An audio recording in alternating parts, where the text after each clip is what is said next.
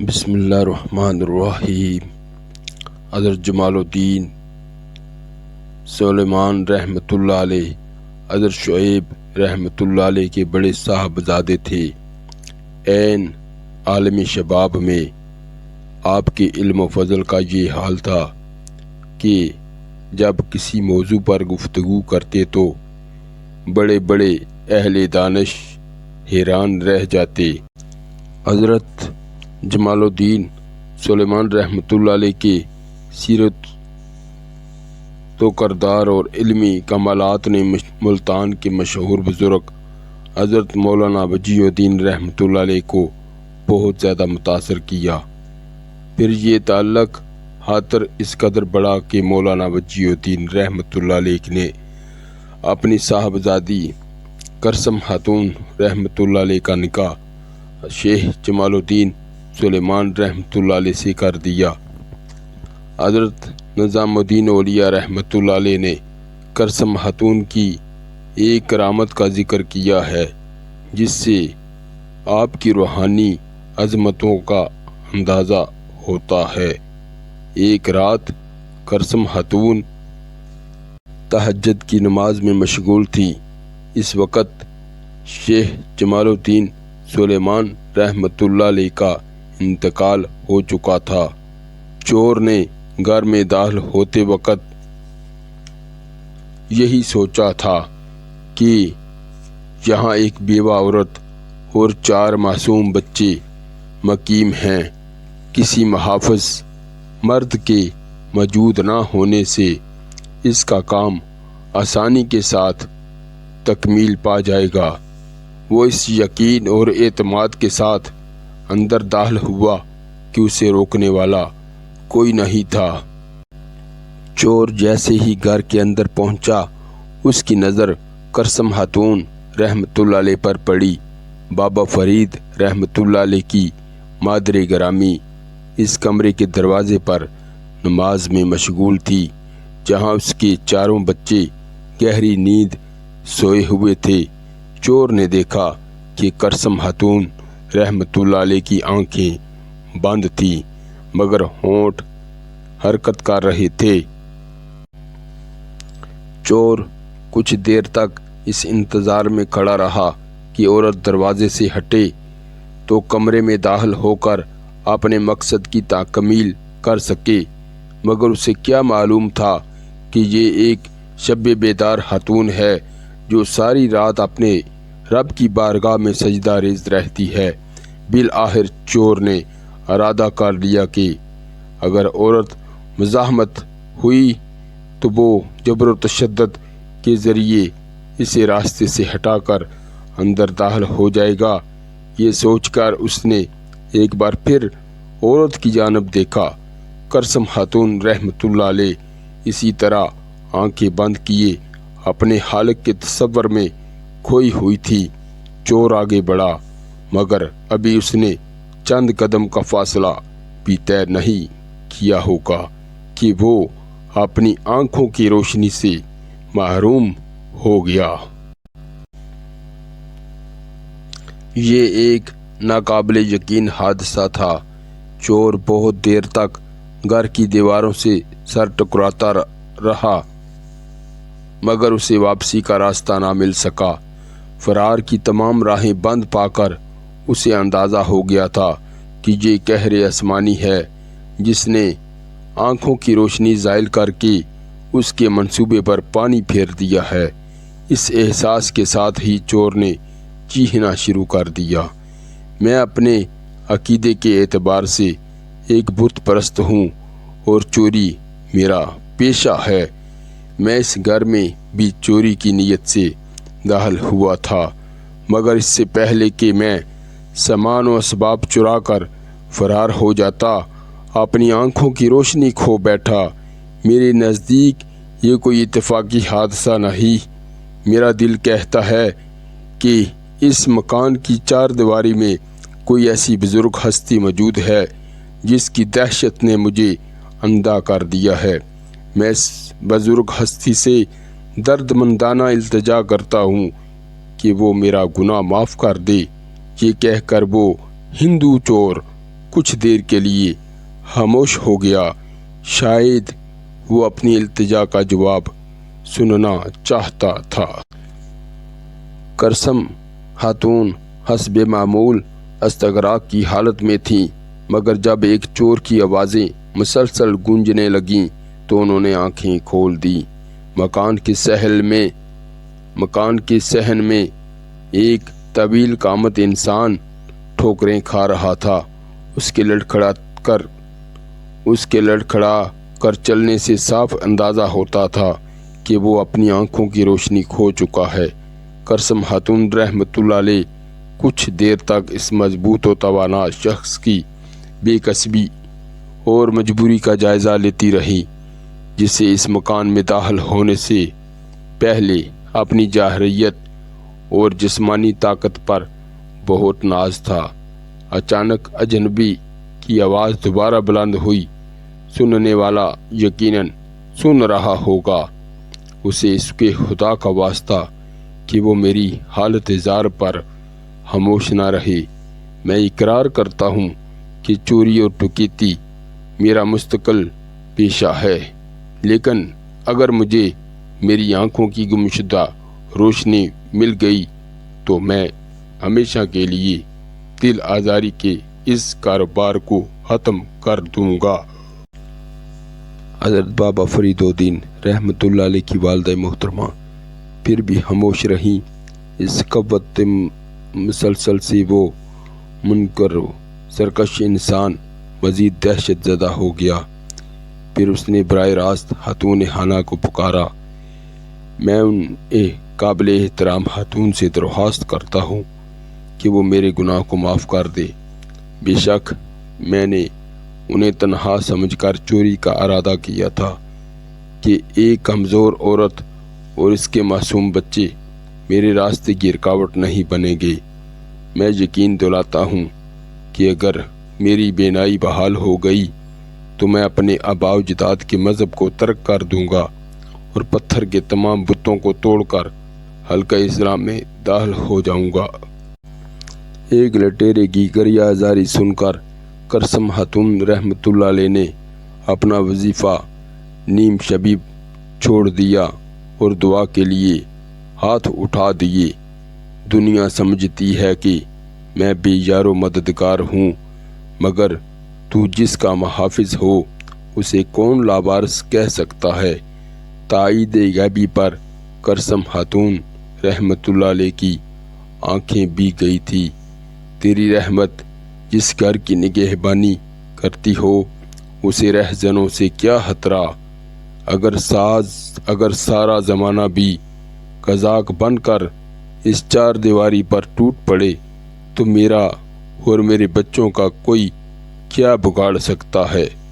بے شک تو ہی میرا کفیل ہے اور تو ہی میرا وکیل۔ میں تیری بندگی پر نازا ہوں کہ تو نے مجھ ناتواں عورت کا بدلہ اس مرد سے لے لیا جو بظاہر قوی بھی تھا اور ستم گر بھی۔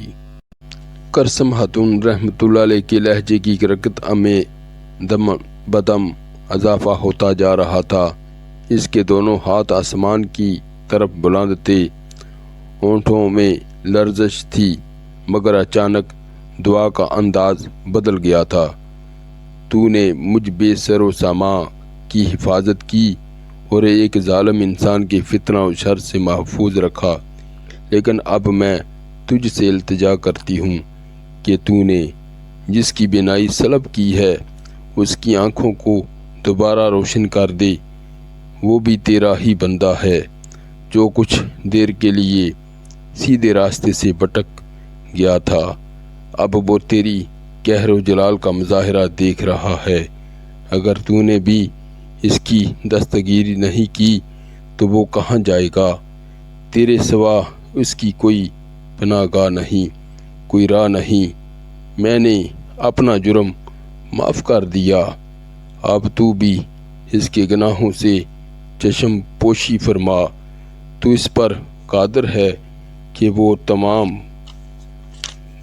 عمر آنکھوں کی روشنی سے محروم رہ کر کوچہ گمراہی میں بھٹکتا رہے، اور تو اس پر بھی قادر ہے کہ آنکھوں کے ساتھ اس کے دل کی سیاہی بھی دور ہو جائے۔ پھر یکایک اس بت پرست قزاق نے محسوس کیا کہ آنکھوں کے سامنے سے اندھیرے کی بلند دیوار ہٹ گئی ہے۔ اس کی بینائی بحال ہو چکی تھی۔ وہ لرزے قدموں سے اس تخت کی بلند دیوار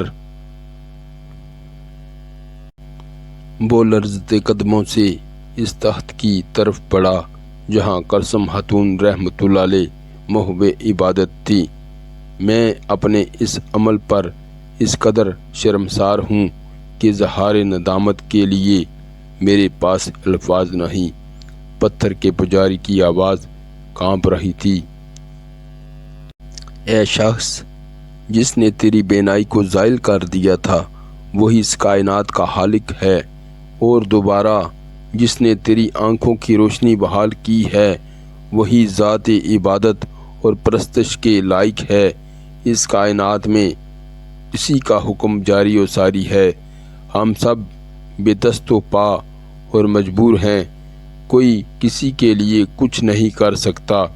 کلثم خاتون رحمت اللہ علیہ نے نہایت عاجزانہ لہجے میں قزاق کو مخاطب کرتے ہوئے فرمایا، میرا تو بس اتنا فرض ہے کہ تجھ سے تیرا حل دریافت کروں۔ یقیناً تجھے کسی ضرورت نے پریشان کیا ہوگا کہ تو اس غیر اخلاقی فعل پر آمادہ ہو گیا۔ میرے یہاں تیری حیثیت ایک مہمان کی سی ہے، اگر ہو سکے تو اپنی ضرورت بیان کر، شاید میں تیرے کسی کام آ سکوں۔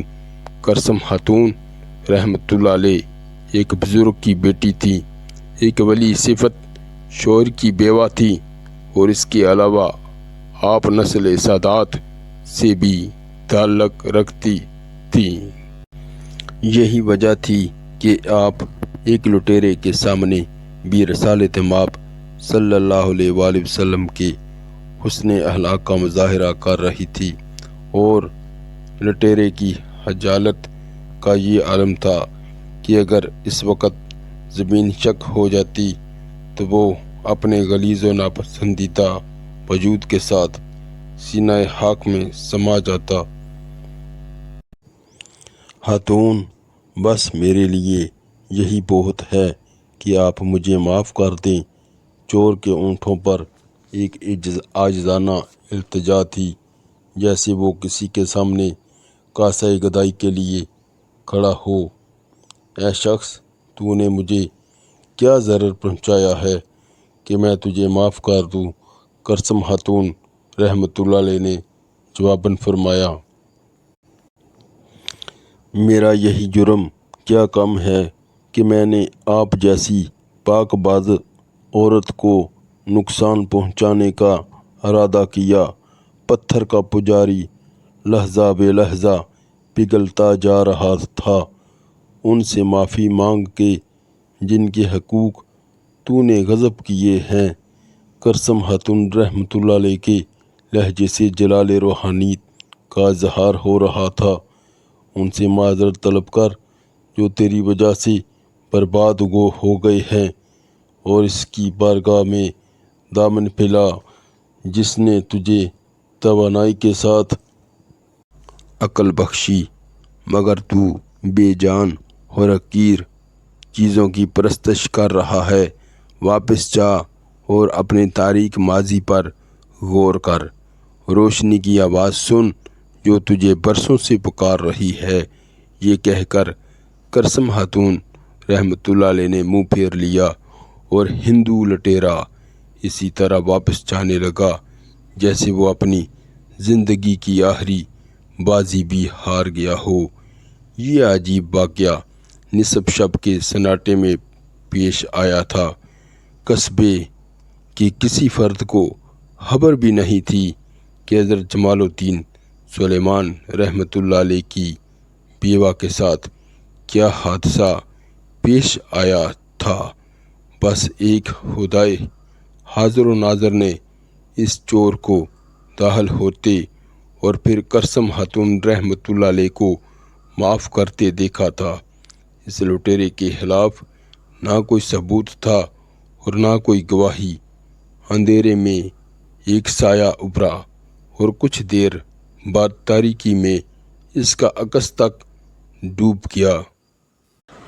بظاہر اب کسی جرم کا نشان تھا اور نہ مجرم کا وجود، مگر کون جانے کس کے ذہن میں کیسا حشر برپا تھا اور دل میں انقلاب کی کیسی لہریں اٹھ رہی تھیں۔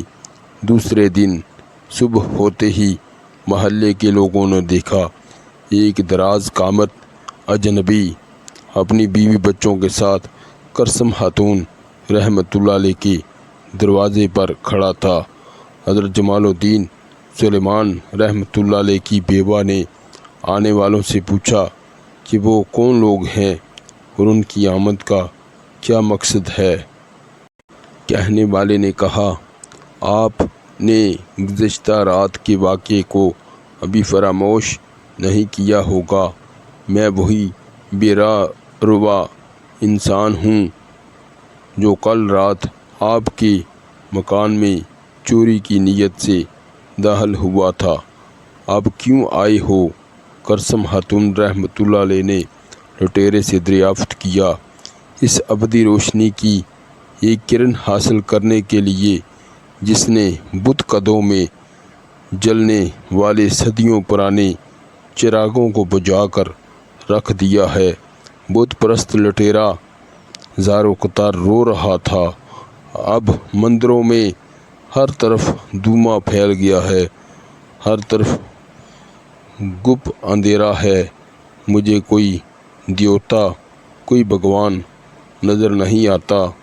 بس اب مجھے اور میرے اہل خانہ کو دولت ایمان عطا کر دیجیے کہ ہمارے دل بھی بتوں کے وجود سے پاک ہو جائیں۔ کہو خدا ایک ہے، کوئی اس کا شریک نہیں، اور محمد مصطفیٰ صلی اللہ علیہ وآلہ وسلم اس کے رسول ہیں۔ کرسم خاتون رحمۃ اللہ علیہ نے آنے والوں کو مخاطب کر کے فرمایا، ہزاروں سال سے حلقہ بتاں میں زیست بسر کرنے والے ایک خاندان کے کچھ افراد پر یکایک خدا نے اپنی رحمت کی نظر کی اور وہ انسان ہدایت پا گیا جو اپنی فطرت میں پتھر کا پجاری اور عادت میں سنگ دل قزاق تھا۔ معتبر تاریخوں میں یہ واقعہ واضح طور پر رقم کیا گیا ہے کہ ہدایت پانے کے بعد اس لٹیرے نے اپنا نام عبداللہ رکھ لیا تھا۔ پھر یوں ہوا کہ جس جفاکشی سے وہ ڈاکے ڈالا کرتا تھا، اسی سخت کوشی کے ساتھ اس نے آداب شریعت پر عمل کیا اور مذہب اسلام اس قدر خدمات انجام دیں کہ اس کا شمار خدا کے برگزیدہ بندوں میں ہونے لگا۔ پھر اسی عبداللہ نے شیخ عبداللہ رحمۃ اللہ علیہ کے نام سے شہرت حاصل کی، یہاں تک کہ انتقال کے بعد شیخ عبداللہ رحمۃ اللہ علیہ کو حضرت بابا فرید رحمۃ اللہ علیہ کے والد محترم حضرت جمال الدین سلیمان رحمۃ اللہ علیہ اور بڑے بھائی حضرت اعزاز الدین محمود رحمۃ اللہ علیہ کے پہلو میں دفن کیا گیا۔ آج بھی جب زائرین خاندان فاروقی کے دیگر بزرگوں کے مزارات پر فاتحہ خوانی کے لیے حاضر ہوتے ہیں تو انہیں ایک اور مزار کا گنبد بھی روشن نظر آتا ہے۔ لوگ قطار در قطار اپنے سروں کو جھکائے ہوئے اس مرکز کی جانب بڑھتے ہیں، پھر ان کے ہاتھ دعا کے لیے بلند ہو جاتے ہیں۔ پھر یہ مرکز حضرت شیخ عبداللہ رحمۃ اللہ علیہ کا ہے۔ جب تک حضرت شیخ عبداللہ رحمۃ اللہ علیہ کا مزار زمین پر موجود ہے، آنے والے اسی طرح آتے رہیں گے اور انہیں خداوند ذوالجلال رحمۃ اللہ علیہ کی کرشمہ سازی کا اندازہ ہوتا رہے گا۔ جسے چاہے اس کو تو سرمد بنا دے، جسے چاہے تو اس کو منصور کر دے۔ یہی وہ کرسم خاتون رحمۃ اللہ علیہ ہیں جو اپنے وقت کی بڑی عابدہ تھیں۔ اس ہی محترم خاتون کی دعاؤں سے ایک بت پرست قزاق نے ہدایت پائی تھی، اور معرفت کے اس عظیم و جلیل گھرانے کی تربیت نے ایک بدنام لٹیرے کو شیخ کے بلند درجے تک پہنچایا تھا، اور ان ہی خاتون کے بطن سے 3 فرزند حضرت فرید الدین مسعود گنج شکر رحمۃ اللہ علیہ، حضرت اعزاز الدین محمود رحمۃ اللہ علیہ اور حضرت نجیب الدین متوکل رحمۃ اللہ علیہ پیدا ہوئے۔ آپ کی ایک صاحبزادی حضرت حاجرہ رحمۃ اللہ علیہ تھیں، جن کی آغوش محبت میں مشہور بزرگ حضرت علی احمد صابر کلیری رحمۃ اللہ علیہ نے آنکھ کھولی تھی۔ عام تاریخی کتابوں میں حضرت بابا فرید رحمۃ اللہ علیہ کا سال پیدائش 582 ہجری درج ہے، مگر جدید تحقیق سے ثابت ہو چکا ہے کہ آپ 569 ہجری میں پیدا ہوئے تھے۔ ابھی آپ کی عمر 5-6 سال ہوگی کہ مشفق مہربان باپ کا سایہ سر سے اٹھ گیا۔ حضرت فرید الدین مسعود رحمۃ اللہ علیہ بابا فرید کا دور یتیمی دیگر اہل خاندان کی نظر میں آفات و مصائب کا زمانہ تھا، لیکن آپ کی والدہ کرسم خاتون رحمۃ اللہ علیہ اپنے اللہ کے فیصلے پر راضی بے رضا تھی۔ جب رشتہ دار خواتین نے گریہ زاری کرتے ہوئے کرسم خاتون رحمۃ اللہ علیہ سے یہ سوال کیا کہ ان بچوں کا کیا ہوگا، تو حوصلہ مند ماں نے پرعزم لہجے میں کہا، بے شک ان بچوں کے باپ اس وقت دنیا سے رخصت ہو گئے ہیں جب انہیں طاقتور ہاتھوں اور محفوظ صاحبان کی ضرورت تھی، لیکن اس ظاہری محرومی کے باوجود نہ میں خود کو لاوارث سمجھتی ہوں اور نہ میرے بچے بے سہارا ہیں۔ میں جس اللہ کی پرستش کرتی ہوں وہ اول بھی ہے اور آخر بھی ہے، باطن بھی ہے اور ظاہر بھی ہے، اور حی یا قیوم بھی ہے۔ کرسم خاتون رحمۃ اللہ علیہ کا جواب سن کر بیان کرنے والے عورتیں اپنے اپنے گھروں کو چلی گئیں، اور یہ پاک سیرت و جانباز خاتون ان چاروں بچوں کی تربیت میں مشغول ہو گئیں جو باپ کی محبت کے سائے سے محروم ہو گئے تھے۔ میرے